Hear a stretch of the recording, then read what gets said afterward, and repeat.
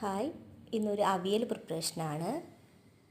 ഈ രീതിയിൽ ഉണ്ടാക്കി കഴിഞ്ഞാൽ അവിയൽ ഇഷ്ടമില്ലാത്തവർക്ക് വരെ ഇഷ്ടപ്പെടുന്നതായിരിക്കും. ഞാനിവിടെ വളരെ കുറച്ച് കഷ്ണങ്ങൾ എടുക്കുന്നുള്ളൂ. കുറച്ച് പയർ, കുറച്ച് ക്യാരറ്റ്, ഉരുളൻകിഴങ്ങ്, ഒരു കായ, ഒരു മുരിങ്ങക്കോല്, പിന്നെ ഒരു 4-5 പച്ചമുളക് കട്ട് ചെയ്തെടുക്കുന്നുണ്ട്. കഷ്ണങ്ങളെല്ലാം നല്ല നീളത്തിലാണ് അരിഞ്ഞെടുത്തിരിക്കുന്നത്. ഇനി ഇതിലേക്ക് കുറച്ച് മഞ്ഞൾപ്പൊടി ആഡ് ചെയ്യുന്നുണ്ട്. കുറച്ച് ഉപ്പിൻ്റെ ആവശ്യമുണ്ട്.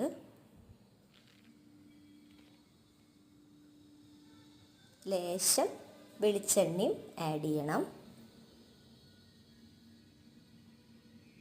എന്നിട്ട് ഈ കഷ്ണങ്ങളെല്ലാം നല്ലപോലെ മിക്സ് ചെയ്തെടുക്കുക. ഒപ്പം ചുവന്നുള്ളി 2 കഷ്ണം ഇടുന്നുണ്ട്.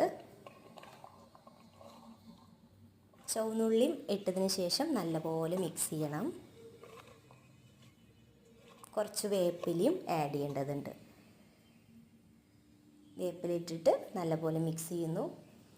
എന്നിട്ട് നമുക്കിത് വേവിച്ചെടുക്കാം. കുറച്ച് വെള്ളം ഒഴിച്ച് കൊടുക്കുക. ലൂസായിട്ടുള്ള അവിയലാണ് ഇഷ്ടമെന്നുണ്ടെങ്കിൽ വെള്ളം ചേർക്കാം, തൈര് ചേർക്കാം, ഒക്കെ ചേർക്കാം. ഇവിടെ പുളിയുള്ള കട്ടിത്തൈര് ഞാൻ കുറച്ച് ചേർക്കും. ഇപ്പോൾ കഷ്ണം ആദ്യം വെന്ത് വരാൻ വേണ്ടിയിട്ട് വെയിറ്റ് ചെയ്യാം. മൂടി വെച്ചാണ് വേവിക്കുന്നത് കേട്ടോ. നല്ല ഡ്രൈ ആയിട്ടുള്ള അവിയലാണ് ആവശ്യമെന്നുണ്ടെങ്കിൽ നമുക്ക് മൂടി വയ്ക്കാതെ തന്നെ ഇളക്കി കൊടുത്തുകൊണ്ട് വേവിക്കാവുന്നതാണ്. ഇനി നമുക്ക് തേങ്ങയുടെ ഒപ്പം ജീരകവും വെളുത്തുള്ളിയും ചേർത്തിട്ട് ഒന്ന് അരച്ചെടുക്കേണ്ടതുണ്ട്. പേസ്റ്റ് പോലെ ആവരുത്. ജീരകം 1 സ്പൂൺ ചേർക്കുന്നുണ്ട് കേട്ടോ. ഒന്ന് ജസ്റ്റ് അരച്ചെടുക്കാം. അപ്പോഴേക്കും നമ്മുടെ കഷ്ണങ്ങളെല്ലാം വെന്ത് വരും. വെന്ത് വന്ന കഷ്ണങ്ങളിലേക്ക് ഇതൊന്ന് ആഡ് ചെയ്ത്, ഇതാണ് അരച്ച അരപ്പ്. ഈ രീതിയിൽ മതി. പേസ്റ്റ് പോലെ അല്ലാട്ടോ അരച്ചെടുക്കുന്നത്. എല്ലാവർക്കും അറിയായിരിക്കും.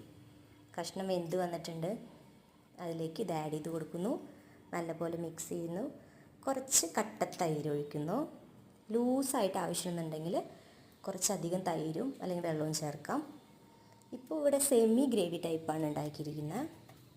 ഇതിരിക്കും തോറും കട്ടി വരുന്നതായിരിക്കും. ഇതാണ് നമ്മുടെ ഫൈനൽ. കണ്ടോ, ഇതാണ് നമ്മുടെ ഫൈനൽ റിസൾട്ട്. നല്ല ടേസ്റ്റ് ആയിട്ടുള്ള ഹെൽത്തി ആയിട്ടുള്ള അവിയലാണ്. ഇതൊന്ന് ട്രൈ ചെയ്ത് നോക്കുക. ഈ രീതിയിലൊന്ന് ഉണ്ടാക്കി നോക്കുക. എല്ലാവർക്കും ഇഷ്ടപ്പെടുന്നതായിരിക്കും. കുറച്ചും കൂടി ഡ്രൈ ആക്കി എടുക്കാൻ വറ്റിച്ചെടുക്കുക.